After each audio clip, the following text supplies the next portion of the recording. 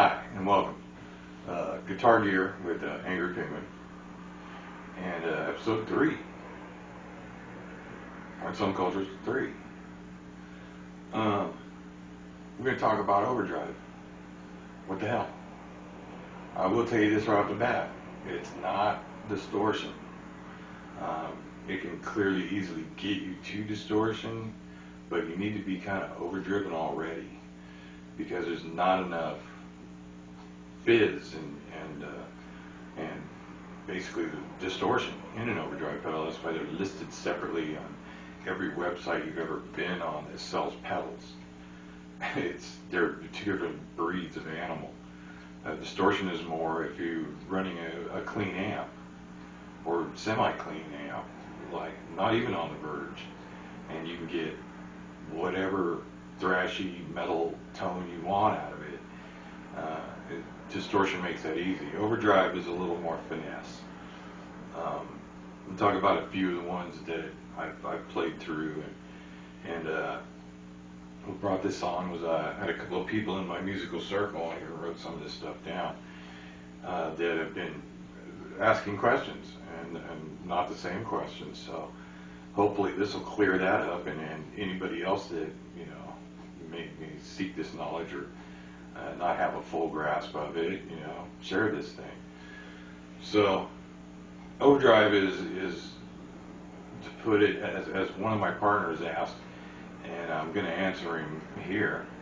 Is it like you're already driving a car in fourth gear doing 90 miles an hour, and then you want overdrive? And I said exactly. So you get that amp on the brink where it's already overdriven even a little bit, and when you kick that overdrive pedal in, it's going to put it over. It's going to send it into distortion, but probably with a little cleaner and more articulate tone. You'll be able to pick notes out where sometimes distortion is too much. It starts verging into fuzz where you can't make out one note from the other. That's really tough business, If it's the only thing going on, you might be able to pick it out, but if it's in a band mix, you're never going to be able to pick out notes. It's made for a specific thing, Where overdrive, you could, jazz players use it, country players use it, rock players use it, metal players use it. A lot of that stuff done back in the 80s was just a crank single channel Marshall with a Rat or a TS9 in front of it. It was nothing. They were just overdriving what was already overdriven and getting the most out of that. And if you go back and listen, as thrashy as those tones sound, if you really listen, they're really detailed. They're really super dynamic. Every note rings out on its own.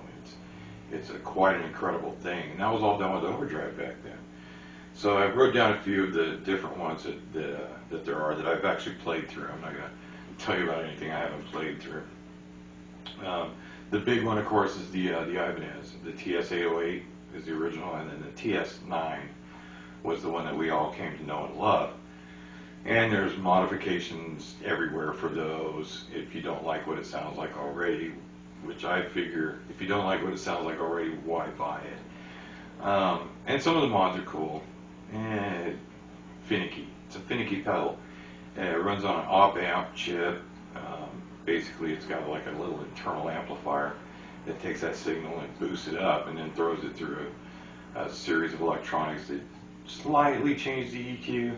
The TS9s are supposedly known for a good mid-peak in their EQ with a single tone knob, I'll be flashing these while I'm talking about them. The thing is, I've always found it bassy. And it might be because I'm running an amp bassy to begin with, that could be it. But I never noticed out of it any TS9, any kind of mid-range bump. I mean, you probably have to be pretty gainy and pretty loud to actually, physically hear that. I could do it with a computer all day long. It's pretty simple. Don't need a TS9 there either, but it's the most famous one. It's been around forever. I even tracked down some pricing. Brand new, they're running about $100. You can find them used. Reverb's always a good one, right around $75. If it's your thing, You know, if you feel it's worth the money, but you know, don't. You know, I continually say this, and I'm guilty of it. Don't spend the money, and then you hear it, and then you're like, what am I going to do with this thing? So don't go there. Um, as much as I love that TS9, there's another one here, the Boss Blues Driver, and it runs on COSM technology, which I used to know what that stood for and don't anymore. But basically, it's an emulation of an op-amp system, and it works really well. They really dialed the gain back on this thing. It's one of the lower gain, if you can believe it, in the spectrum of overdrives. Some overdrives are just, I mean, you might as well call them distortions. You know, the OCD is a prime example. They call it an overdrive. It's not. It's not.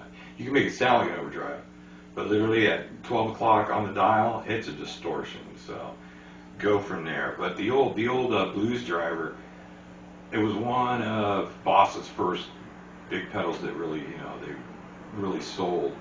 And it's because it did emulate that overdrive sound from the, you know, late 60s and early 70s, and it was really good at pushing tubes. You know, just like a tube screamer. It says tube screamer for a reason, and it wants tubes to scream. It's what it does. It's in its nature kind of thing, and the Blues Driver was the same way.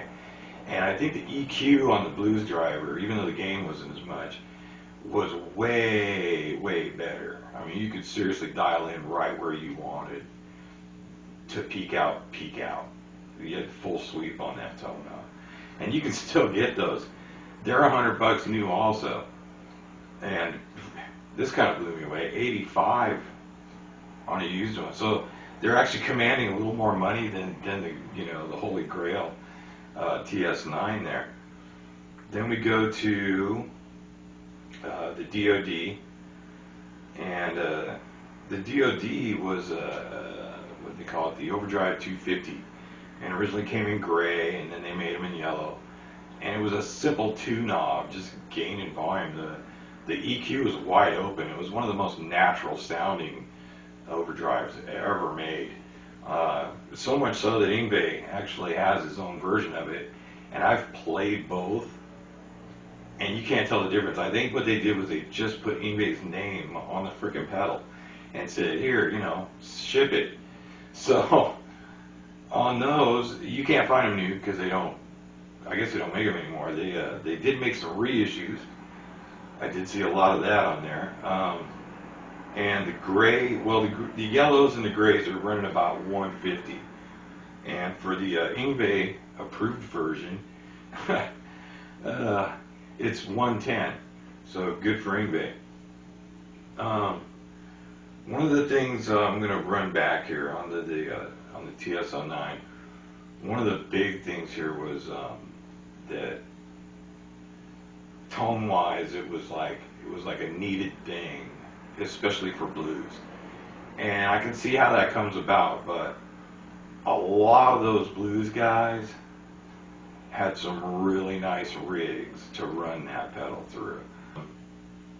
My favorite one of the ones I was looking up, the Morning Glory JHS. JHS makes some fantastic pedals, but bring your wallet, because new the Morning Glory's running $2, and used you're only saving $25. So $175 is the average for a used one of these. This is another lowest spectrum of gain overdrives made, but articulate as all get out. Really incredible tone. Really incredible tone. And in fact, if you pull the gain down past 12 o'clock to say 11 or 10, you can run it as a straight clean boost. And that's how the spectrum of gain goes.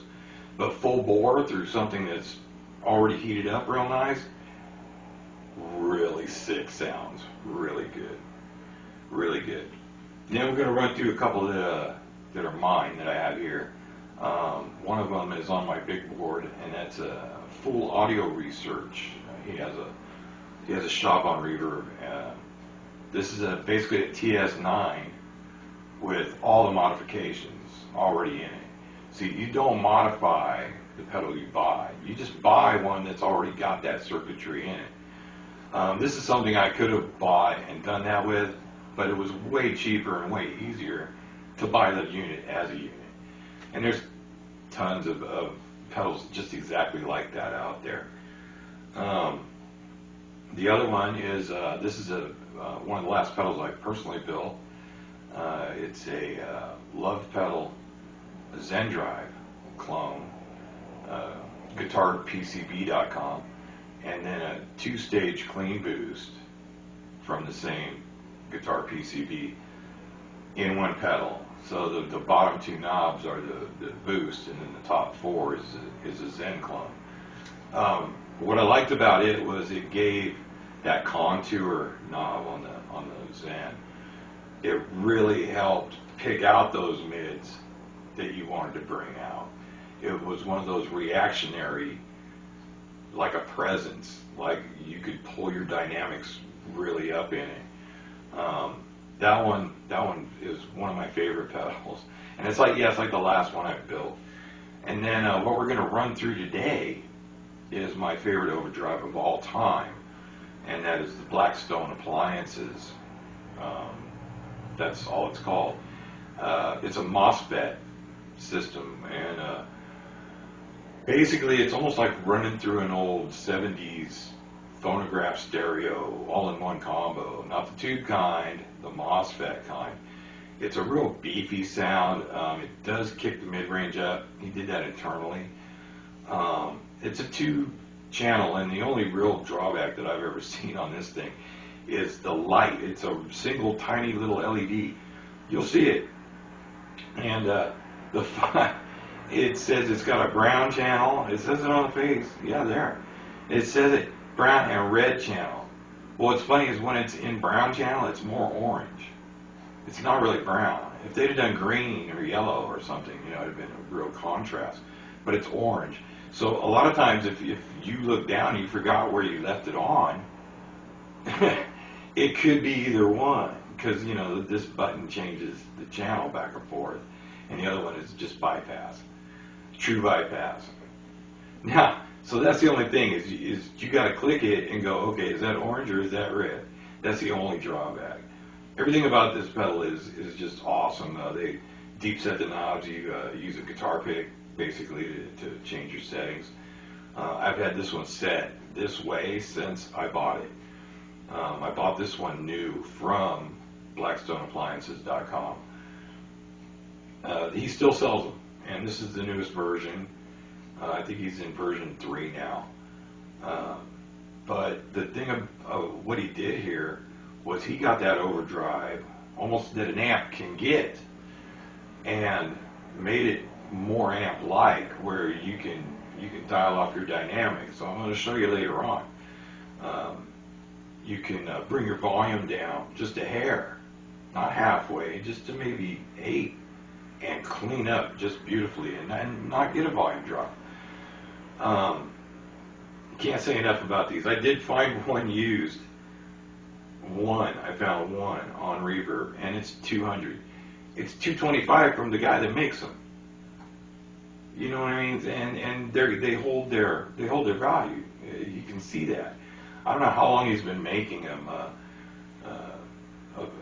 former guitar bandmate of mine, shout out to Roy, turned me on to these. I had never heard one, seen one, and he let me play through his, and I was like, holy crap, I didn't think at the time that there was an overdrive that could do what this overdrive does. And this one does it, and does it well. But enough of that. We're going to go and we're going to run through these amps. So first we're going to run it through a transistor amp. The only one I own at this point is the Boss Katana 50. Very versatile, and along with the technology that came with all this, there's a lot of them out there. The Boss, the Black Star ID Core. The Fender Mustang is a really good one too. There's a lot of them. There's a lot of good ones. Line 6 I wouldn't say is in that category at all. Garbage. But I've got a set as clean as can be. So.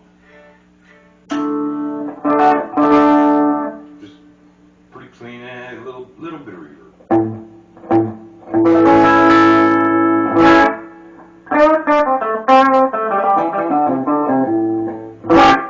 And I'll be using the vintage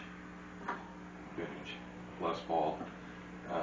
It's the only guitar I own that still has the stock electronics in it, so it's going to be the best, all around flat gauge. And we'll kick on the Blackstone here. You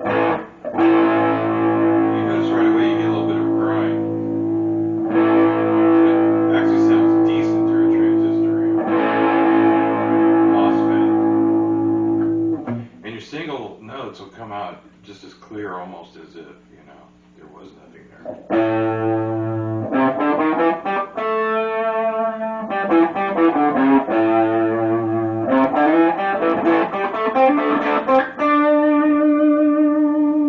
But even if you get to two notes is where you're going to start really hearing it grind up a little bit.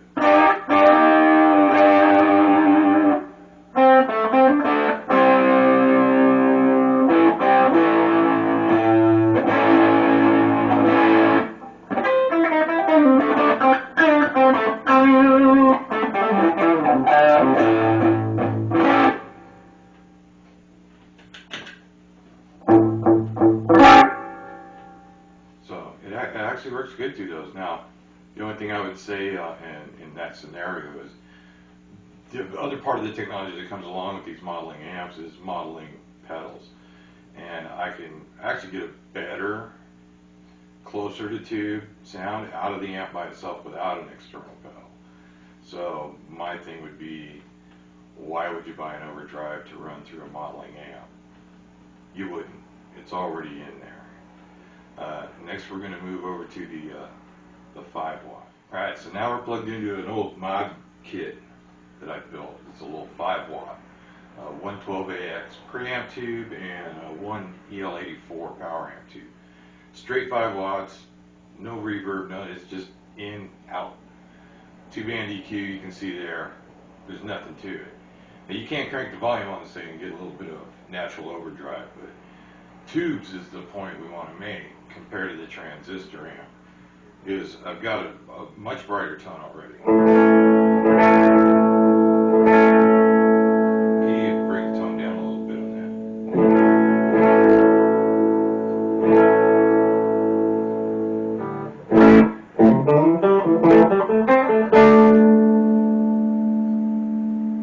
See, two notes harmonize really well, but they're not grinding at all. They're not overdriving at all. So tap that in.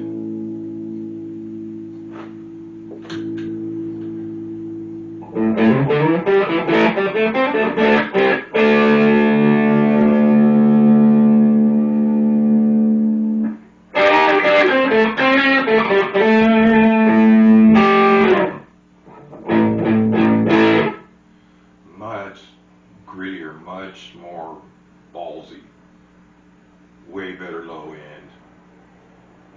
The tubes grab those ions and strangle them for a minute, where the transistor amp can't do that.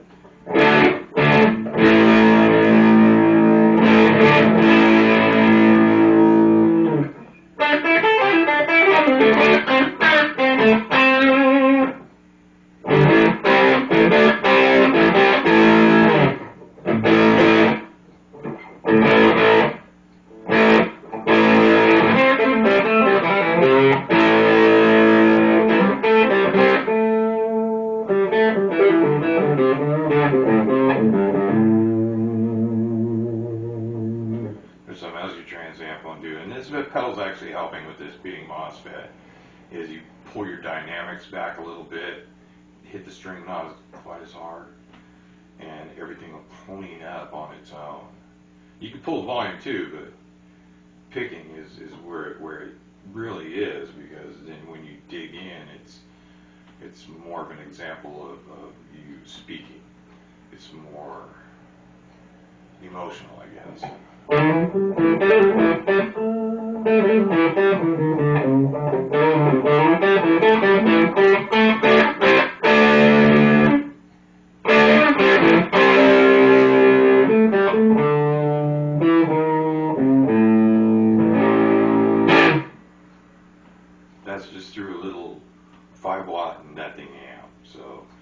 Overdrive already sounds better through that than it did through the Trans Amp.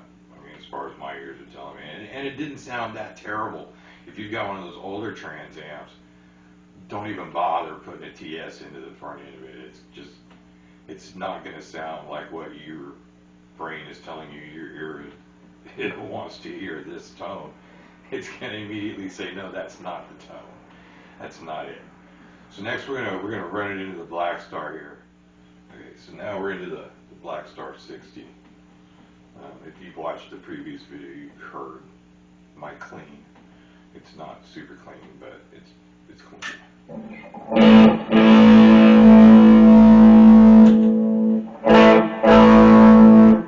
Had the pedal on there. All right, clean.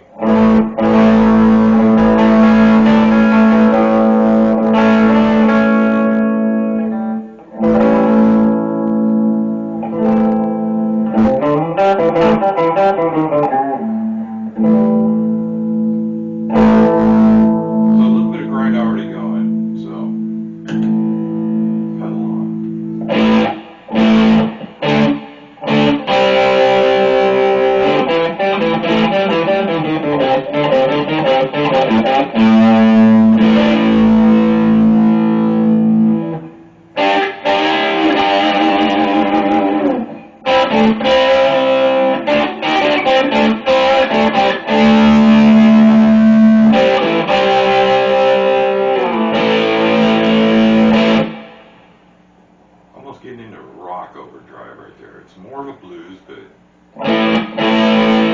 it's got a real nice little background harmonic grind going.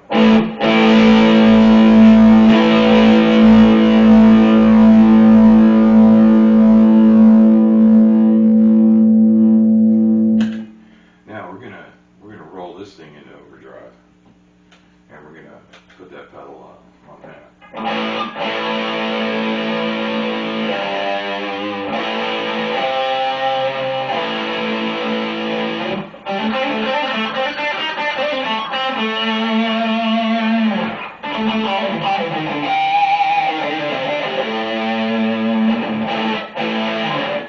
My overdrive's a little gainy, but it's still pretty clear.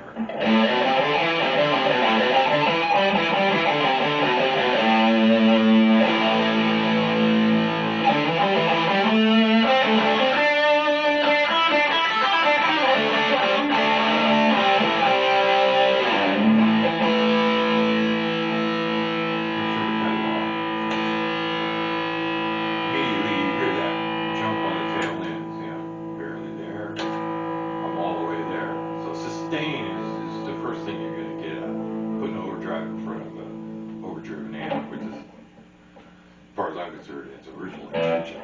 Getting that little extra bit. Yes, you're in fourth gear and you're going 90 miles an hour. You want to grab fifth, overdrive. That's it.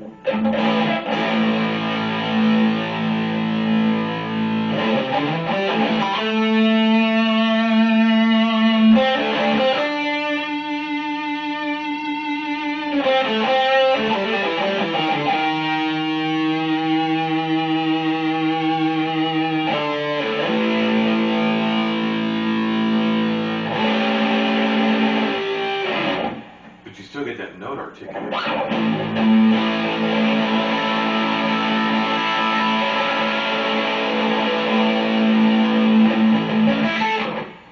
Okay, and we're back. So after hearing that and being able to pick out the different ways different amps sound with an overdrive, come to the conclusion, if you're looking for blues, if you want to play that little hard edge blues, little Buddy Guy blues maybe, you find a tube amp, for goodness sakes, and you plug in an overdrive of your choice. You'll find that sound. You'll find that sound that your brain's telling you that you're going to hear at some point. You're going to go, that's my voice. That's what I sound like. And if you're into like hard metal and thrash, run a big amp, run it up, run the gain at 50%. Don't go full bore with the gain on the amp, and run an overdrive through it and see what happens. Borrow one from a friend. See how more articulate it is in the end. How all the notes ring out evenly. And it doesn't matter, a TS9, it does, any of them, Zens, any of them. It's a difference. There's a big difference there, where a lot of people don't hear it, or at first don't want to hear it. They're not thinking about that. They're not separating out the little pieces that get to the speaker from the pickup. Each little piece is making a difference, So that's what Overdrive's for. It's not distortion. If you want to run a really nice, super clean amp and get the coolest distortion ever, get a clean tranny amp, like in the JC120 is a prime example, and shove your favorite distortion pedal through it. You will find that sound also. But it won't be as clean as an Overdrive running through a gainy amp. Trust me on that. Remember, Ingve was one of the cleanest tones of all time. Alright. And that'll do it for episode 3. And, share, subscribe, all that fun stuff. Thanks, and we'll see you again.